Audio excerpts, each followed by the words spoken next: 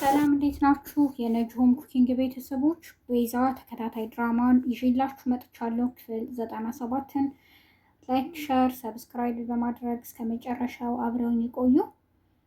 ዛሬ እንግዲህ ወይዘሮ ዘርፌ፣ ሉላ፣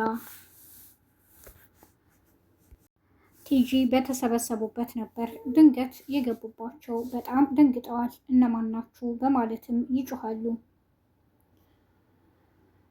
እኛን አታውቁንም፣ ደውለንላችሁ ነበር በማለት ሁላቸውንም ያስሯቸዋል። ወይዘሮ ዘርፌን ይቺ ልጅሽ ናት እንዴ? አንቺን ትመስላለች ይሏታል። አረ ልጄ አይደለችም፣ እሷ ሰራተኛዬ ናት ትላቸዋለች።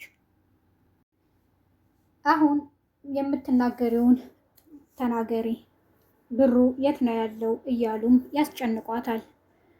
ወይዘሮ ዘርፌ ስለምታወሩት ነገር ምንም አላውቅም ትላቸዋለች። ምንም ሊሰሟት አልቻሉም። አሁን መናገር አለብሽ በማለት አስገድደዋታል። በጣም ተጨንቃለች። በቃ ጓደኛዬ ይግባና ቤቱን ሁሉ ይፈትሽ ይላታል። አይ ችግር የለውም እሺ ትላለች ወይዘሮ ዘርፌ ስለተጨነቀች። ሳሚ ወደ ፎቅ በመሄድ ክፍሉን ሁሉ ያያል። መጀመሪያ የገባው ወደ ቤዛና የእሱ መኝታ ክፍል በነበረው ክፍል ነበር። ብዙ ነገሮችን ያስታውሳል። በጣም ይበሳጫል። ወደ ኪችንም ሲሄድ እያንዳንዱ ነገር የሚያስታውሰው ከቤዛ ጋር ያሳለፉት ጊዜ ነው። ወይኔ እያለም ይበሳጫል። ቤዛ ያለችውንም ሁሉ ያስታውሳል። አሁን ለነገ ብሩን አዘጋጅተሽ እንድትጠብቂን በማለት ትተዋት ይሄዳሉ። ቤዛንም ትፈታታለች። ከሄዱ በኋላም ወይዘሮ ዘርፌ በጣም ተጠራጥራለች። ሳሮን ቲጂን ይዘዋት ሄደዋል።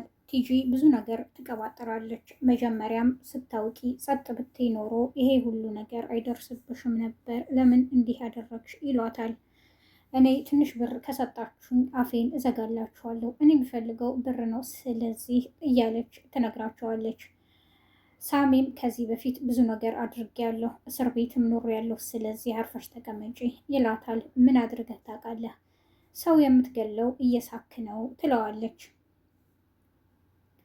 እኔ እየቀለድኩ አይደለም ይላታል። እንዴ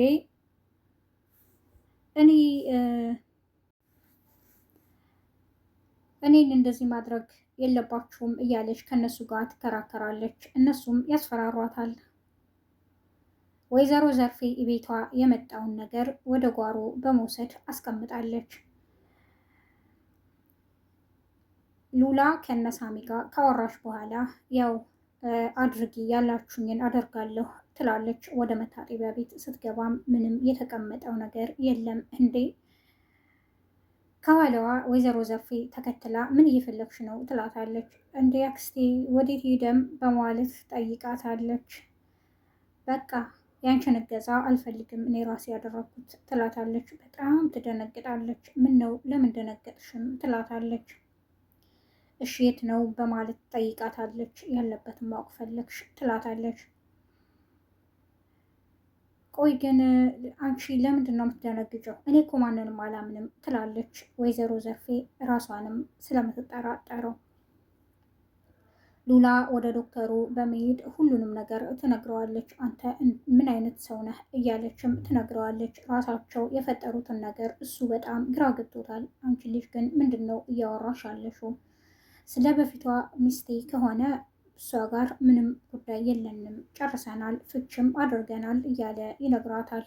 እሷ ግን ወይዘሮ ዘርፌ ጋር ያለውን ነገር ነው የምታወራው። እሱ ምንም ሊገባው አልቻለም። በጣም ግራ ተጋብቷል። ልጅቷ ዛሬ ጠጥተሻል እያለም ያሾፋል። በቃ ቻው በማለትም ትታው ትሄዳለች። እኔ ነገሮች ሁሉ እንዴት እየሄዱ እንደሆነ አላውቅም፣ ምን ሆና ነው ይላል ብቻውን። ሉሲ ወደ ሆስፒታል ከሄደች በኋላ ነፍሰ ጡር እንደሆነች ይነገራታል። በጣም ደስ ይላታል። ግን እኮ እኔ አሁን ይሄን ማድረግ አልነበረብኝም። አንደኛ አላገባሁም እና ደግሞ ገና ብዙ ነገር ይቀረናል። አያቴ ሰርጋችንን የምጠብቀው ምንድነው ማድረግ ያለብኝ ትላታለች ለቤዛ። ቤዛ እውነት ደስ ይላል፣ እንኳን ደስ ያላችሁ፣ ይሄ በቃ ደስ ያሰኛል እንጂ እያለችም ታጽናናታለች። ሳሚ ሲሰማ ምን ሊሆን እኔ እኮ እሱን አላምነውም የሆነ ነገር ብሎ ብቻ ልቤን እንዳይሰብረው ትላታለች። ሳሚ ምንም አይልም። ለምንድን ነው በጎ በጎውን የማታስቢው? ደስ ይለዋል እንደዛ የማታስቢው ሳሚን ትላታለች ቤዛ። ሱራፌል እና ሳሚ ጉዳያቸውን ከጨረሱ በኋላ ካፌ ቁጭ ብለው ያወራሉ። ሉሲ በመደወል እርጉዝ ነኝ ትለዋለች። በጣም ይደነግጥና ስልኩን ካየ በኋላ ለሱራፌል እኔ አርግዣለሁ ይለዋል። እኔ አርግዣለሁ ሳይሆን ሉሲ አርግዛለች ነው የሚባለው ይለዋል። አይ በጣም ደስ ስላለኝ የማወራውን አላወቅኩትም እያለም ያስቀዋል። እና በቃ የልጅ አባት ልሆን ነው እያለም ደስ ይለዋል። እንዲህ ይህን ነገር አጥብቀህ ትፈልግና ትጓጓ እንደነበር አላውቅም ይለዋል። አንዴ በደንብ ነው የምፈልገው። አሁን ደግሞ ኩቻ ጋር ስልክ ስደውል ስልክ አታነሳም ይለዋል። ምናልባት በተደጋጋሚ ደውላ ስላነሳህላት ስልኳን የዘጋችው። ለማንኛውም እንኳን ደስ አለህ ይለዋል ጓደኛውን።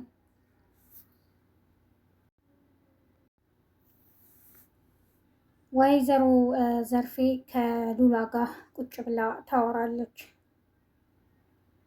አንቺ ለምንድን ነው እንደዚህ ሊሆን እንደቻለ የተጠራጠርሽኝ? ምን ሆነሽ ነውም እያለች አክስቷን ትጠይቃታለች። አላውቅም ትላታለች። እኔ ግን የሆነ ሰው ተጠራጠርኩኝ። እኛን የሚያውቀን ሰው መኪናችን ውስጥ ቢያስገባውስ ደግሞ እኛም ላንሆን እንችላለን ሌላ ትላታለች። ማን ትላታለች። ምናልባት እነ ሱራፌል ትላታለች። ሉላ በጣም ትደነግጣለች። አንቺ ልጅ ዛሬ እየደነገጥሽ ነው፣ ምን ሆነሽም ነው ትላታለች። የእህቴ ባል ሌባ አይደለም ልትይ ነው ትላታለች። አይ እኔ እንደዛ አስቤ አላቅም፣ ግን ይህ ሀሳብ እንዴት እስካሁን እንዳልመጣልኝ ገርሞኝ ነው ትላታለች። የዛሬው ክፍል ይህን ይመስል ነበር። በቀጣይ ክፍል እስከምንገናኝ ኔክሾን ኩኪንግን ላይክ፣ ሼር፣ ሰብስክራይብ በማድረግ አብራችሁን ስለቆያችሁ አመሰግናለሁ። አዲስ የምትመጡ ቤተሰቦቼ ኔክሾን ኩኪንግን ላይክ፣ ሼር፣ ሰብስክራይብ በማድረግ ቤተሰብ የሆኑ መልካም ቀን ባይ